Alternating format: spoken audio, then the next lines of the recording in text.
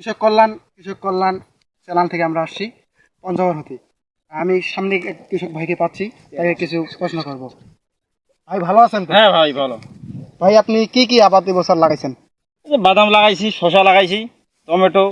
তো এবছর আমাদের পঞ্চগড়ে শসার বাজার কিরকম? শসার বাদাম 20 টাকা বস্তা, 30 টাকা বস্তা বর্তমান। তো এক বস্তায় কয় কেজি করে শসা নেয় তারা? 50 কেজি। তো তো গাইস আপনারা দেখতে পাচ্ছেন যে এক বস্তা শসায় 50 কেজি করে নিচ্ছে এবং বাজার মূল্য 40 থেকে 50 টাকা। তাহলে 1 কেজি পড়তেছে আপনার 1 টাকারও নিচে।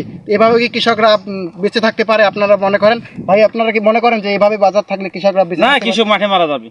1 বিঘা শসাতে খরচ কিরকম লাগে ভাই বলবেন একটু? নিম্ন 15,000 টাকা খরচ হবে। তো গাইজ আপনারা দেখতে পাচ্ছেন 1 বিঘা শসা লাগাইলেও 15 থেকে 20 হাজার টাকা খরচ হচ্ছে।